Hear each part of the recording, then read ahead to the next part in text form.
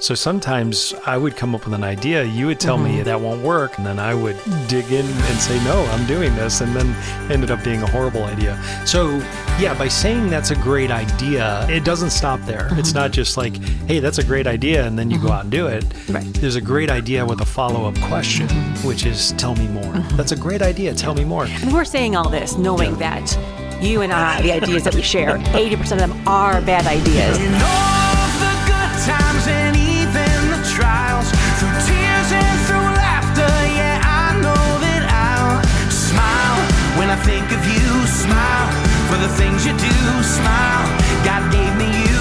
You are the reason I smile. Yeah. This is Behind Our Smiles. Pursuing connection, And finding joy. even in the struggle. Welcome back to another episode of the Behind Our Smiles Marriage Podcast. We are Joe and Tara Buchanan. We're so glad that you're here. I'm glad to be here too. You're always glad to be here. It's a good day to have a good day. So one of our favorite segments on the podcast and how we started off every time is what makes you smile about your husband or wife. And if you have not yet shared with us what makes you smile, what's making you smile right now, yeah, you can share that with us by simply emailing Tara, T-A-R-A, at behindoursmiles.com. So today we're hearing from Steve about his wife, Carolyn. He says Carolyn is always coming up with new ideas, like how to arrange the family room, the dining room, those areas of the house. She also always likes to meet for lunch somewhere, and it's always a surprise.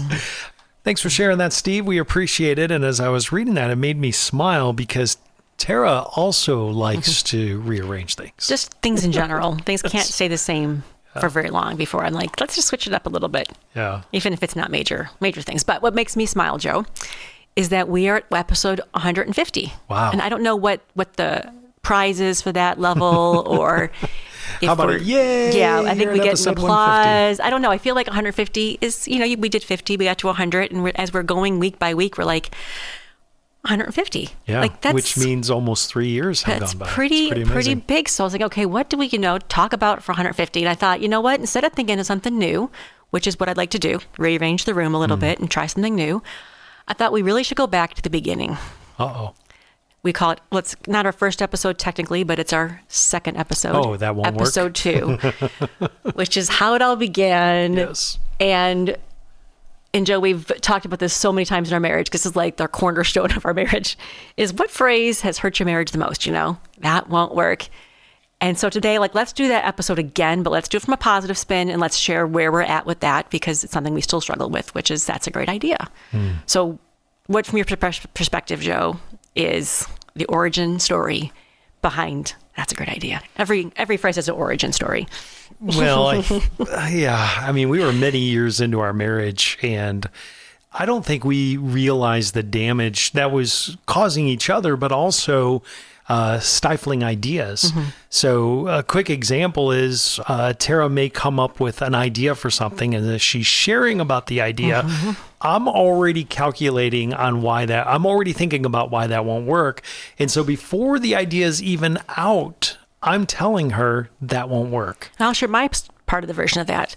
Joe starts sharing an idea with me, and before he even gets his thing all the way out, I'm formulating in my mind, that will never work. And before you even finish your sentence, I'm like, except I'm even more organized than you. I've already got my 5 reasons why it won't work lined up in alphabetical order.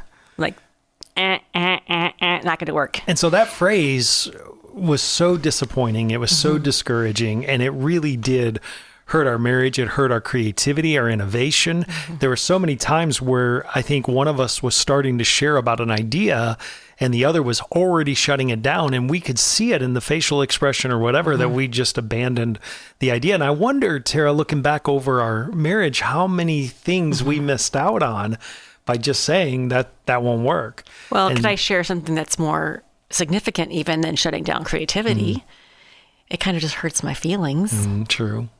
Do you ever have your feelings hurt? Okay, Especially if I thought it was a great idea. Right. I mean, if I'm basically saying I think it's a stupid idea, if I'm saying that either specifically, which I have occasionally said that maybe, or in so many words, that's not a good idea, then because it does affect your feelings. So I think for us, the symptom, an indicator, if you will, that something was needing to be addressed and fixed was when we began to preface conversations by saying, hey, listen to me all the way through. Hey, I know this won't work, but... I know you won't like it. I know you won't like it, but... And when we started hearing those things, it made us both kind of take note and go, wait a minute, why are you prefacing the conversation in that way? And so we began to... And for me, it was a symptom of also, again, not as strong of listening skills as we both needed to work on. So that's a basic skill in marriage, is your listening skills. And when we both, again, this was like an equal opportunity offender. I think this is not a you issue or a me issue. I think this is like down the line, we both struggle with premature, shutting a conversation down. But it is go back to listening skills, because I'm hearing you say your idea and I shut it down. And then now that I've gotten better at listening all the way through, I was like, okay, it's not as bad of an idea as I thought it was. It's still a bad idea, but it's not as bad as I thought it was going to be. So giving you that little bit of grace to go, okay, listen to what he's saying, listen to the heart of what he's saying. And then we just kind of began like a rule in our marriage. I think, would you call it a rule? Yeah. Okay. It's a rule we try to follow. So again, this is the simple rule, which is when your spouse comes to you with an idea, your first response is, that's a great idea. It's a great idea. So, because, another byproduct real quick, was my pride would kick in. So sometimes I would come up with an idea. You would tell me that won't work. And then I would dig in and say, no, I'm doing this. And then ended up being a horrible idea. So by saying that's a great idea, and it doesn't stop there. It's not just like, hey, that's a great idea. And then you go out and do it. Right. There's a great idea with a follow-up question, which is tell me more. That's a great idea. Tell me more. And we're saying all this knowing that you and I, the ideas that we share, 80% of them are bad ideas. Yes. Like, we're given that as a given. Most of the things we come up with are bad ideas. But because of that, we have to still say, tell me more. Let's talk about it, and not automatically tell the other person, everything you think of is bad. Right. Everything you think of is worthless. Every notion you've ever had is not even worth considering. And that's what damages your marriage, not so much the bad idea, as much as how it's being received. Well, it's so funny because so many times when you say, if I come up to you with an idea, Tara, and I say, hey, I got this idea, and you listen to me and you say, that's a great idea. Now tell me more. And as I'm telling you more, I'm already processing in my head why this isn't going to work. So I'm the one that's able to come to you and say, hey, you know what? On second thought, that's not a great idea. And then what has happened, here's the byproduct that's so amazing, is then you can come back with, yeah, you know what? That might not work, but what about this? And all of a sudden we start to move. We find the gold in unity. In the bad idea, we find the gold to go, okay, you were like 5% right. I'm glad there's gold in there. There is. But I think we've worked on this in our marriage quite a bit, and we think it. First of all, if there's a thinking portion, there's that, I guess it's almost like a spiritual discipline, right? Of thinking well of others and thinking highly of others, so that when you share, I think to myself, he's going to share a good idea. I think that's a heart issue, right? As we listen and share. But then it's a physical discipline as well of saying the words. So sometimes you share some with me and I'm struggling to think it is a good idea, but I'm like, okay, the right thing to do is to be affirmative. And so sometimes I come out a little slow. I'm like, that's a great idea, a little bit of a tone change, but then you kind of know. And even when we struggle to affirm those things, when I say that, you may sense that going, Tara is not excited about this. But at the same time, I still tell myself, I'll give you time of day to explain it. So you might come in and be a little defensive. Yeah. So we're not perfect at that. No. And sometimes we use it passive aggressively. That's Sometimes. a great idea. Like, that's a great idea, babe. Like, let's do that. Another byproduct, though, is our relationship with our kids. Because when we made this adjustment in our marriage, we were also able to make the adjustment in there. And then we're able to actually coach them to make that adjustment as well. But I do think there is a lot more innovation, a lot less feelings hurt. And I think our marriage grows from simply saying, that's a great idea. And then allowing the exploration thereof. So what did we waste if it's a terrible idea? 15 minutes? I mean, it wasn't a whole long time. But I think sometimes, Tara, I can feel like I've got to cut this off now or we're going to go down this road and it's never going to end. No, I feel the same way. And I think I don't have any examples right now because they're probably too weird to share, but like But you do feel that way, like, no, never, no, no, no, no, no, no, no. And if I even say that's a great idea, like the whole world will fall apart. And I think I have felt that way before. And I think we have other phrases we've used. But I think the heart of it at that point is, even if your spouse is saying, let's do this, and everything in you is screaming, never, no, no, no, just to like take that deep breath and listen and go, again, tell me more. Like, okay, I want to hear this, even though I don't really want to affirm it. This happens like every day. I don't know. Just like it's in me too, going, no, I don't want to even entertain it. But I think when we know we have each other's backs, and we're willing to listen to each other, then I feel like you mentioned earlier, you're less likely to fight to the death, so to speak, for your idea then. Right. You don't hold on to it as tightly. Where before we had to hold on to it really tightly, then it did become impossible to change your mind. I remember when we made the adjustment, and if you want to hear a very funny example, just listen to episode 2. I think we shared a couple of them in there. But when we made the adjustment to That's a Great Idea, I remember how exhilarating that felt. In those early days when I would share an idea never with heard you, this before. you're like, that's a great idea. Tell me more. And you had a legitimate excitement, not just a sarcastic excitement. And then I was able to reciprocate that. And a great example, I think we shared this in episode 2, maybe not, but you wanted to turn our family, our living room into a dining room in one of our homes. Rearrange the furniture. And at first I was like, this doesn't seem like this is going to work very well. And that's a living room for a living room purpose. But I was like, yeah, that's a great idea. Tell me more. And we ended up using that as a dining room for several years, and it worked out really, really well. In fact, I was really glad we did that. But if I had said to you, no, that won't work right away, we never would have been able to entertain that idea. But I think, again, the consequences of that are really twofold. And one is, okay, we might have never had the larger dining room we wanted, or the physical benefits of a good idea. Sometimes someone has a great idea and it literally just brings joy into your life. You're like, this is a great idea. But I think more than missing out on a good idea was just still feeling like I'm never heard, my ideas and thoughts are never valued.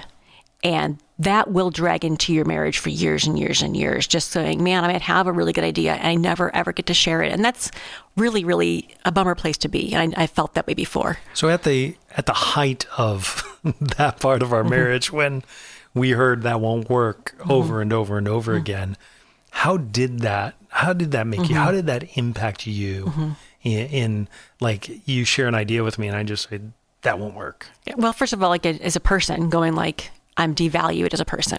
Because you said your feelings were hurt, but it's much deeper than that. And when you share an idea, I think no matter where it is, if it's in your marriage, your home, your work, there is a vulnerability involved, right? Yeah. And especially if it's a little bit outside the box. Like, okay, this is crazy idea I had, and you're putting yourself out there, hopeful for something good, right? You share it because you see something positive coming around the corner. Like, okay, if we just do this and that, it'll be great.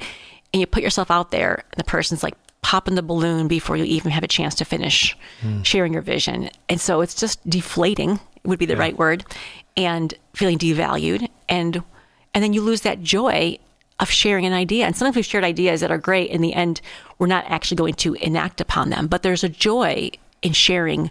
Here's what I see we could do. Here's what I see could happen. Like, join me in seeing this great vision. Even if it's like, hey, after dinner, let's have a bowl of ice cream, Well, why would you do that? I don't want to do that. And so it's like, oh yeah, that could be fun. And then you sit and talk about it and decide to do it or not do it. But so I think that unity of having a shared vision for something versus saying, no, whatever you see, I don't want to even look at it. And why is it when we were dating, you never had a bad idea? Yeah. It's so interesting, right? Let's do it. But I also think it led to a lot of additional conflict because when feelings get hurt and we feel devalued, and we just fight for our side, right? And then conflict arises, and then we're not really fighting over the idea. We're fighting over something much deeper. No, it's helped us a lot. I think from my end to your end, I know that when I give you time of day to share and really listen, and it's really difficult because it's such a human nature thing. And Joe, more rearranging, you had that idea for the refrigerator to, instead of putting it this way, put it this way in the garage. And I was so close, like the words are on your lips. You're like, no, that's an awful idea.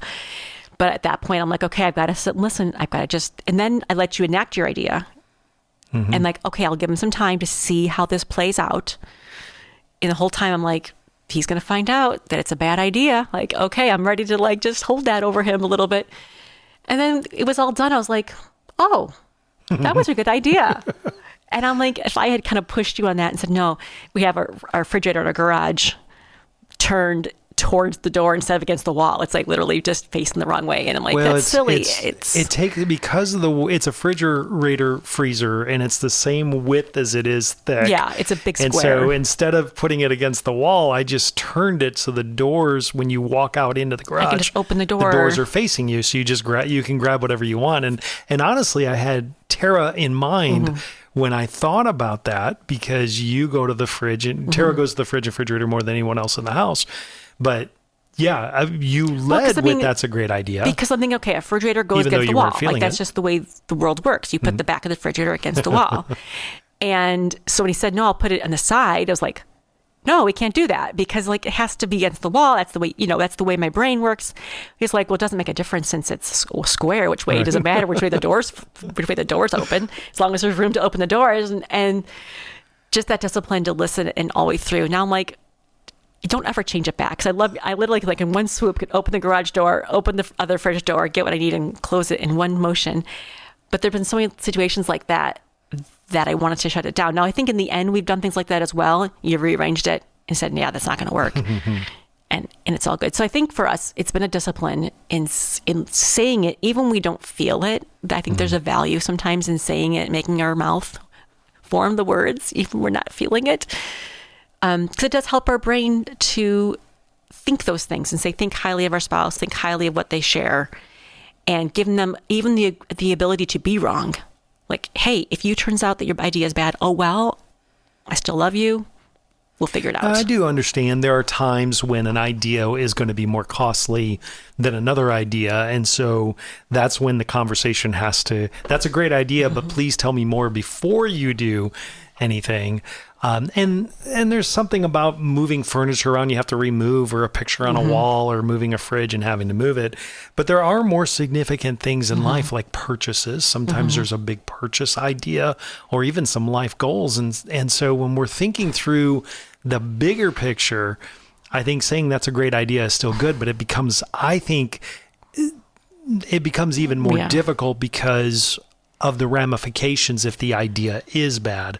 So that's where we really have to come back with, tell me more, like help me understand. Because that's happened sometimes. Like, hey, I don't fully understand what you're saying. I think it's a great idea. Help me understand better. So let me throw one at you then. Hey, honey, I think I want to have another baby. What's your first response? Not at this point in our life. Let's turn the podcast off. 15 years ago. Yeah, and that conversation did happen. And your first response was not, that's a great idea. We were not quite as fine-tuned with that. I don't know if I said that won't work, though, did I? No, I think... I think I was like, what? Yeah. Was it a good idea? How is this going to work? But was it a good idea? It was a fantastic idea. Baby number 4 was a fantastic idea, on the record. But there's things like that, too, that you go, wait a minute, this has got major ramifications. Hey, let's buy a different house. Let's move. And those are big decisions. But I think by saying that phrase often and saying, let's commit to the process of talking about it and not shooting each other down, we found an answer we were both happy with. So that's a great idea is not permission for the other person to do said idea. No. It really isn't. It's just permission to share the conversation in a way that's not dismissive. Here's a huge byproduct for me. When I was leading with that won't work, I saw a lot more disappointment and sadness in the demeanor of Tara, right? And in response, when I say that's a great idea, and we may be on the same trajectory all the way across the board, like the ones that I would have said, any idea I would have said that won't work, we ended up not doing anyway. But by saying that's a great idea, to watch joy come out of Tara is really cool. It's really neat to watch Tara explain why she's so excited about this idea. And then I kind of read the room, if you will. I follow her lead in that. For instance, the more excited she is, then the more I have to really be careful with the letdown if I really think this is not going to work.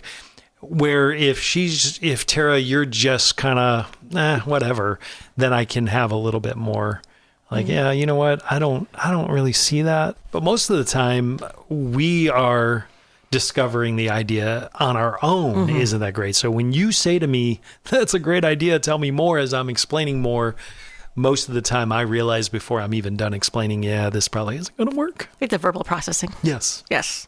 So another example, so things we have to ask each other. How about if it's like, hey, later on tonight, we can do a little something, something, something. Something, something. Yeah, that's a great idea. That's a great idea. That's the right answer. So in all transparency, that wasn't always the response because life is happening. The kids are crying. Things are going on. They're pulling at us. And so I think before that's a great idea became a big part of our reaction or response rather to ideas, there was a lot of hurt because especially the more vulnerable you are with your spouse, the more hurt, the deeper the hurt when it's shot down or when it's not treated with sensitivity. And so there were times when that question was asked and it wasn't responded to in the way that it should have been responded to. And I think looking back, that's probably one of the biggest areas of growth and just saying, that's a great idea. Yeah, because we'd mentioned earlier, like there's a vulnerability in asking anything for an idea. But I think for sexual intimacy, there's a extra level of vulnerability in saying, again, I see this good thing out here. I see this like fun thing and it's good for both of us and something that, we both can enjoy.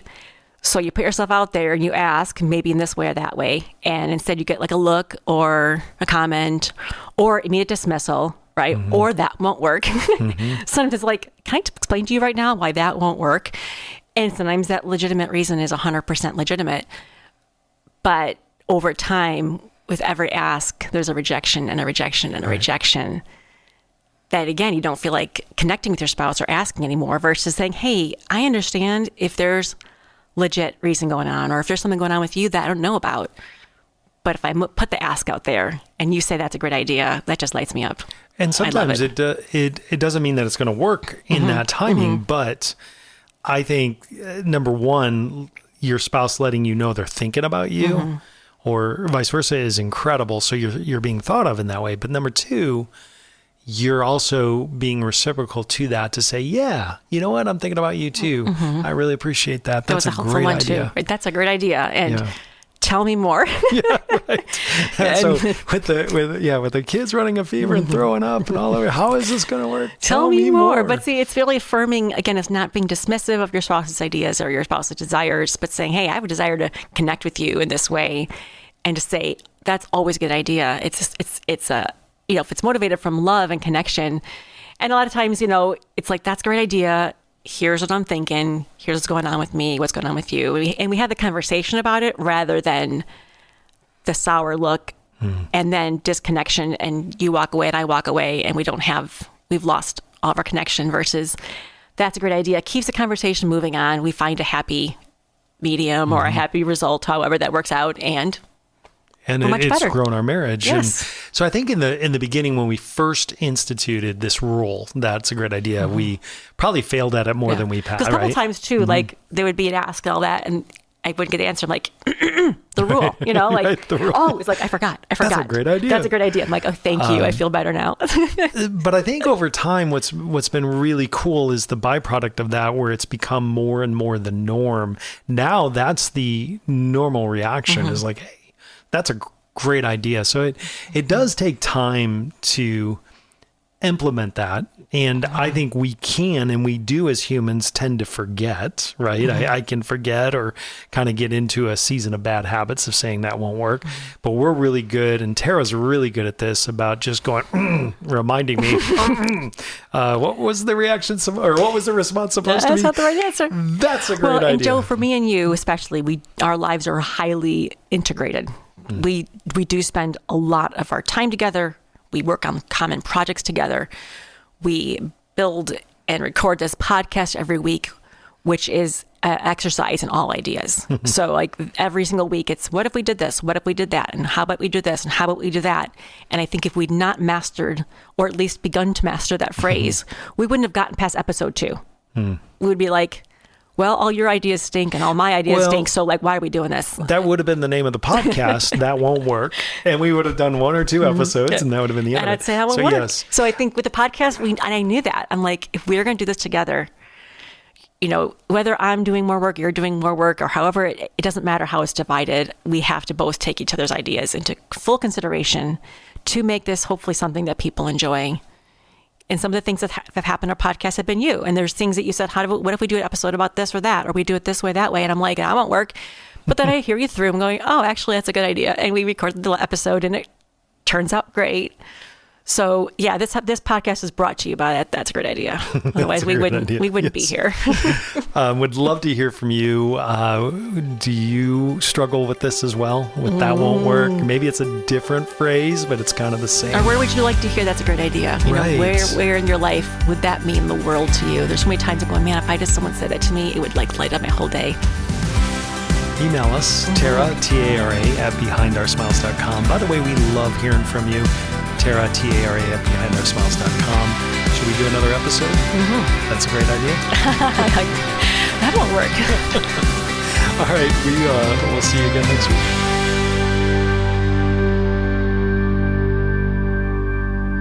Behind Our Smiles is a Wow God production, a ministry of the University of Northwestern St. Paul. Discover more at wowgod.com.